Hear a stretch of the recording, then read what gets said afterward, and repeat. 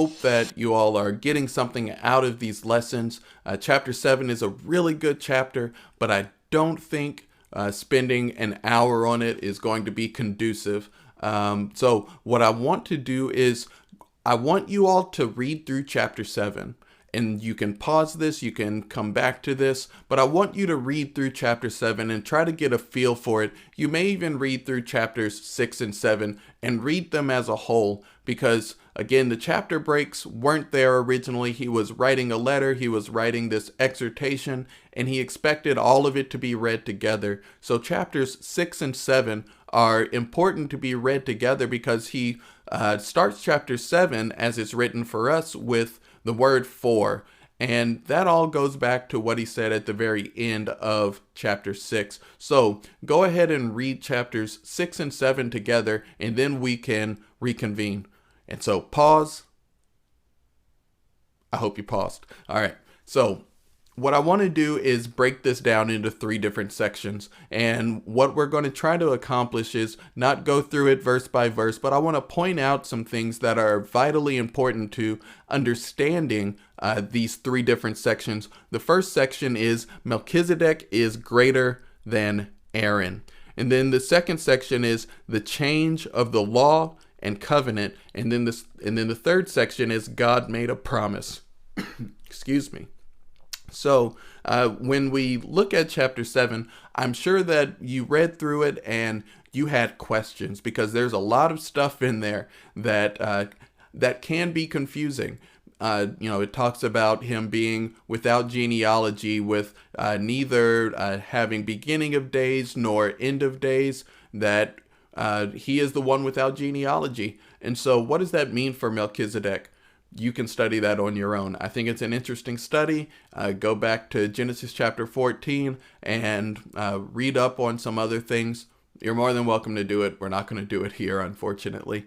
So what I want to do is focus in on the theme, because that's what's going to be important here. What is the theme of Hebrews, and how does it connect to what he's saying in chapter 7? Why is it important that Melchizedek is still a priest perpetually, or that his order goes on perpetually, and that Jesus would be in the order of Melchizedek forever? So I just want to point out some things from these first couple of verses. If you look in verse 2, it talks about Melchizedek being the king of righteousness, and that's what his name means.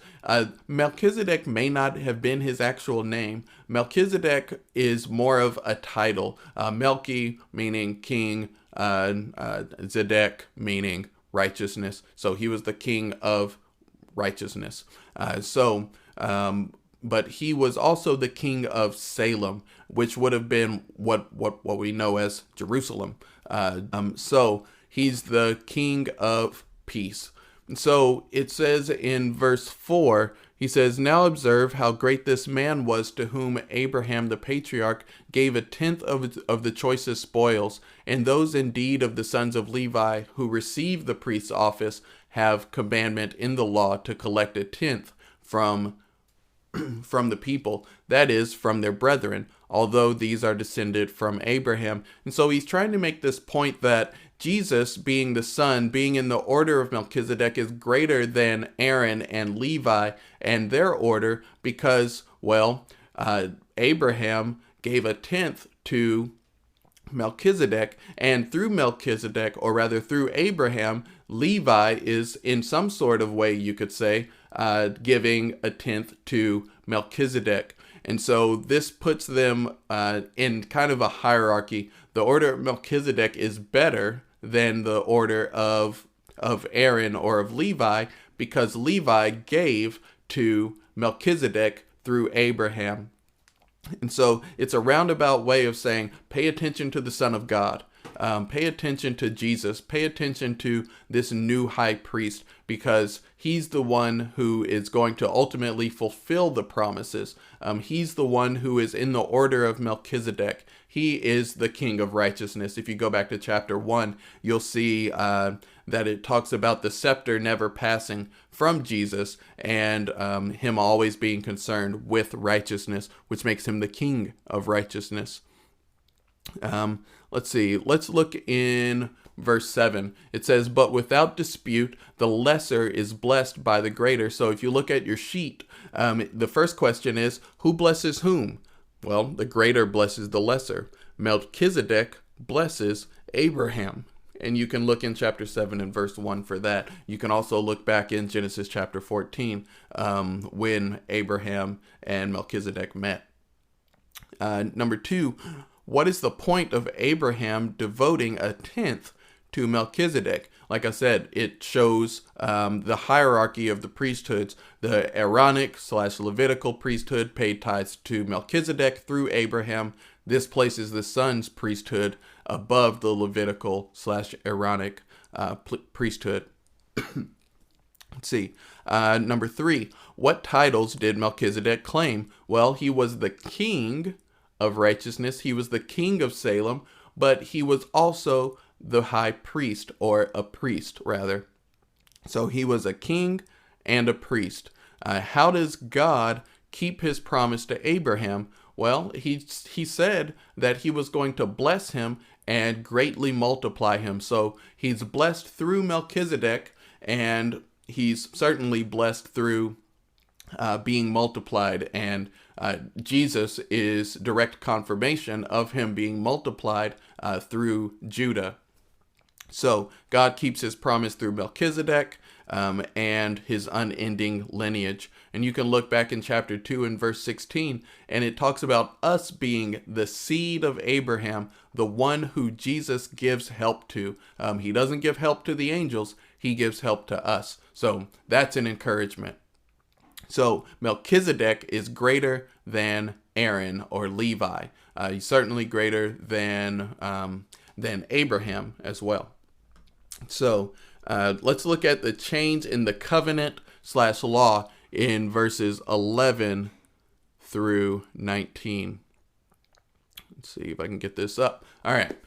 Now, if perfection was through the Levitical priesthood, for on the basis of it, the people received the law, what further need was there for another priest to arise according to the order of Melchizedek and not be designated according to the order of Aaron? So the law came through the priesthood, but the priesthood is going to change. So if the priesthood changes, the law that they brought in has to change as well.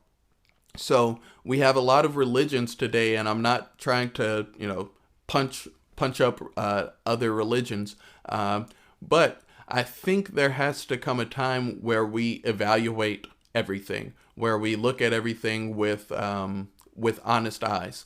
So we have some religions that claim that the Aaronic or the Levitical priesthood is going on at the same time as the priesthood of Melchizedek. Now, in order for that to happen, there would have to be a new law. And so people claim there is a new law, and they were brought down on tablets, and angels delivered them and such. But what we're going to see as we go through the book of Hebrews was that this was meant to be the final covenant. This was meant to be the final law.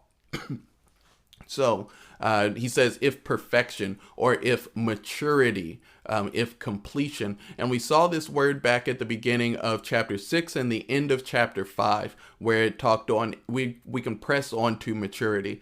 He talks about solid food being for the mature, being for the one who's come to perfection.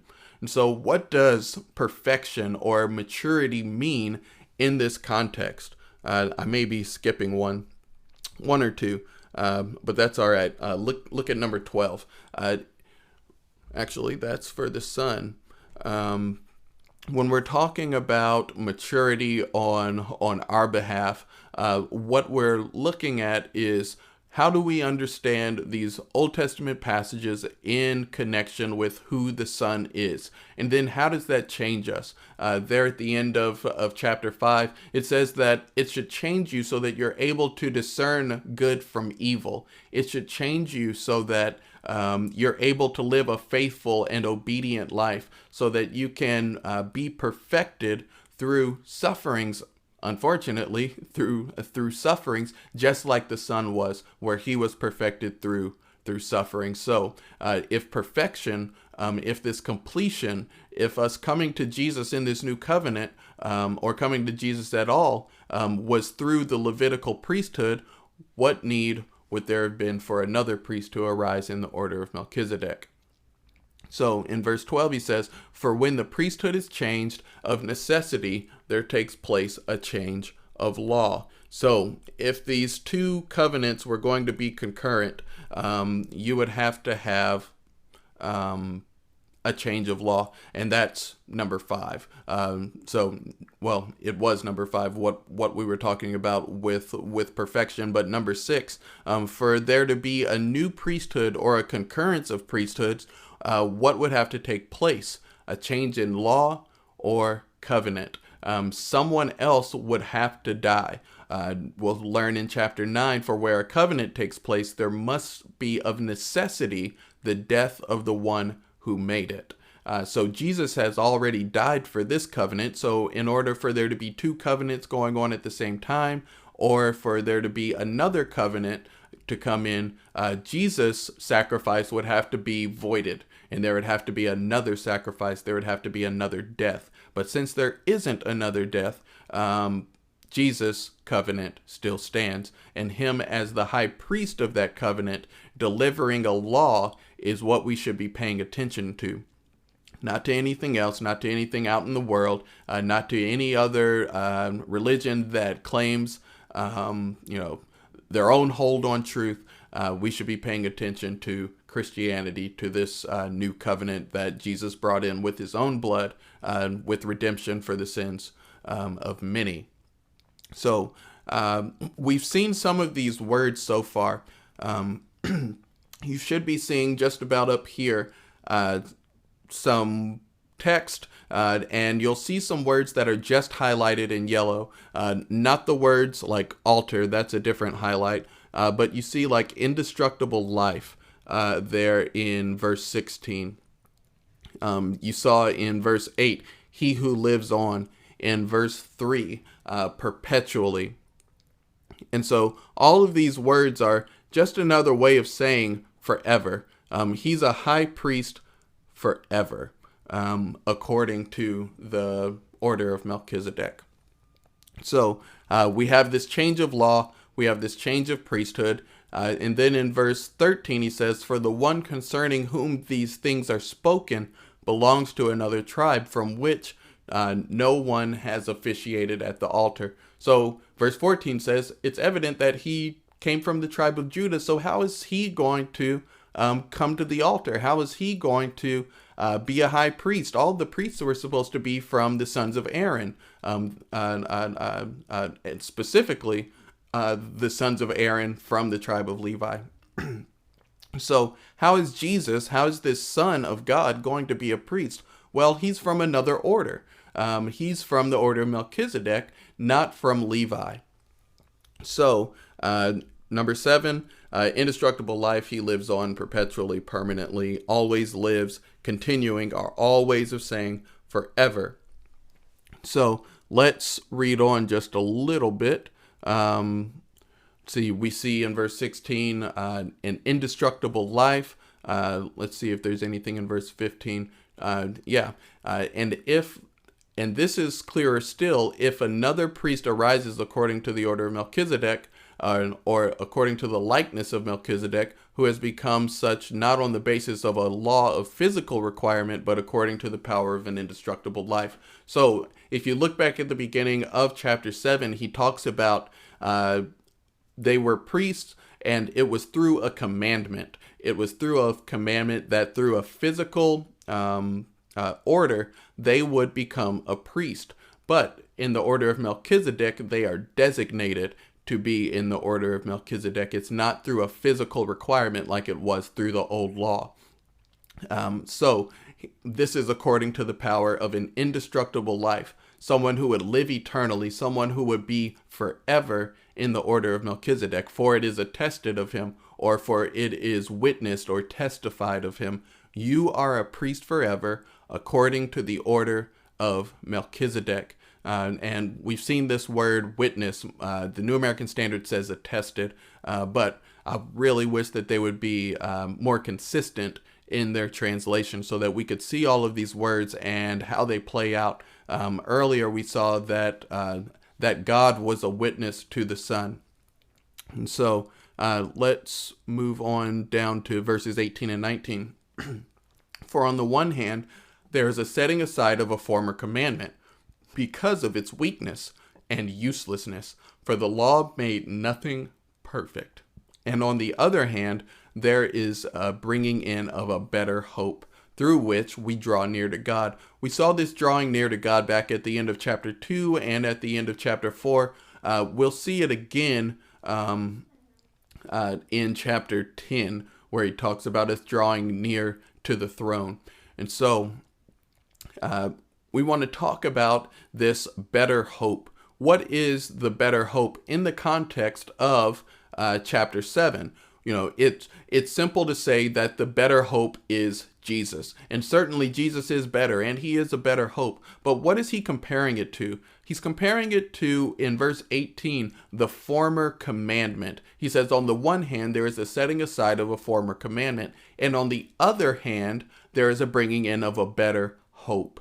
And so the commandment that the Levites would be priests through a physical requirement is being set aside. And then what's being brought in is this better hope, this promise that Jesus would be a priest in the order of Melchizedek, and he would be there forever. That is the better hope. It's not just Jesus, it's the commandment versus the designation versus the promise. And so this promise has been important throughout chapters 6 and 7, where he was talking about the promise to Abraham, but also the promise to the Son that he would be a priest forever. And so we have this better hope because, excuse me, we have this better hope because Jesus did die, because Jesus is risen to be at the right hand of God, and he's there forever on our behalf. So through that, we draw near to God. We can draw near to that throne of grace for grace and mercy to help in time of need, because we are of the seed of Abraham, which we are a part of the fulfillment of the promise to Abraham. And again, chapter 2, verse 16 on that. So if you look in verse 22, he says, so much the more also Jesus has become the guarantee of a better covenant. So because he has died, because he has risen, because he was given this promise and that promise was fulfilled, he is the guarantee of a better covenant. So he keeps going back to this idea of better over and over again. There's a better hope. There's a better covenant. So we talked about what the better hope is, the appointment of the priest to reign forever. And what was the commandment in verse 19? That the sons of Levi were commanded to have the priesthood office. So let's move down into verses 20 through 28. God made a promise. So if you look in verse 23, it says the former priests, talking about the priests that were there according to the commandment, not according to the order of Melchizedek by a promise, but by a commandment. He says the former priests, on the one hand, existed in greater numbers because they were prevented by death from continuing. Oh, excuse me. And so they had to exist in greater numbers. Why did they exist in greater numbers or in larger numbers? Because, look at the very next verse.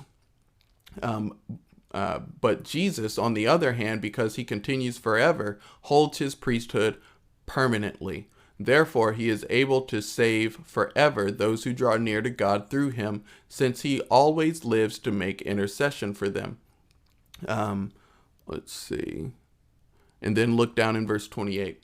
For the law appoints men as high priests who are weak, but the word of the oath, which came after the law, appoints the Son, or appoints a Son made perfect forever. So these priests were weak because they were vulnerable to death. And you can look back in verse verse 18. You can look in chapter 4, verse 15. You can look in chapter 5 and verse 2 and compare how weakness is used. Jesus was beset with weakness when he put on flesh, when he became lower than the angels so that he could sympathize with us. He took on this weakness, this mortality.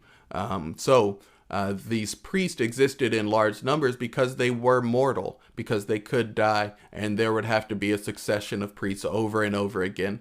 But the Son lives forever, and he's going to be a high priest forever. He's there at the right hand of God, upholding all things by the word of God, the Father's power. So he's there forever and doesn't die. So there doesn't have to be another priest in the order of Melchizedek. So why was the Son not prevented by death from continuing? Well, he was promised that he would be a priest forever, and God can't lie about that promise. You can look in chapter 2 and verse 9, verses 14 through 15 on that, where it talks about how he took on death, and how he took away the fear of death for us, and he suffered death, and he conquered death, and he made us brethren. He took us to the point that we could be adopted as sons. And that's a beautiful message for people today who are struggling with, just the everyday things. People who feel like they don't have any value. You do have value because Jesus placed value in you in giving himself up for you. And he's there for you forever. He's never leaving that post. And that's amazing. Let's see. I think we have one more question. What does made perfect mean when in reference to the Son? We already talked about this a little bit. It's that he learned obedience and became a high priest forever. So there at the very end, in verse 28, he's made perfect forever. So as he's made perfect, he perfects us, and we're able to take on this new understanding of what Scripture is and what it all adds up to. That it's not just about, doing good and being good. It's about seeing Jesus as the high priest, the one who's there for us forever. It's about seeing him as the king. It's about seeing him as the Son who subjected himself to the Father. It's about seeing him as a brother who cared enough about his brothers and sisters to give himself up for them. And so that changes why we live. That changes how we live, and that changes what we do. It changes the way we go through trials, because we can see how our brother did it, how we can see how the one who's now exalted highly, sitting at the right hand of God, how he lived and how he died, how he chose to die. And that's just beautiful. So he's there forever on our behalf. He was separated from sinners. He's undefiled. He's exalted above the heavens. He's there forever to save those who draw near, in verse 25, to God through him, since he always lives to make intercession for them. That's his purpose. And again, he always lives. What does that mean? That means he's a high priest forever. So, we've made it through our questions. I hope you're still with me. I've really enjoyed this, and I'm trying to keep it shorter than 40 minutes this time. Excuse me. So we have our keywords. The ones that I wrote down are priest, better, perfect, death, son, hope, witness, sacrifice, forever, and sin.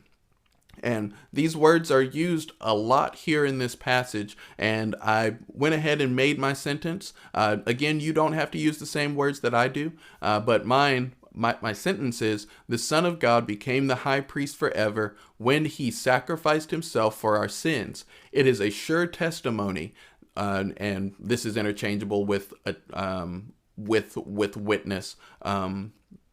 It is a sure testimony that he provided something better for us after death, when we will be perfected and ultimately realize the hope God has set before us. And that is chapter 7. I hope that you all enjoyed this study. You all can email me. You all can write down in the comments if you have any questions. In any way you want to get in contact with me, I don't care. But I hope that this works for you all, and I really enjoyed this. I hope you all have a great day. Bye.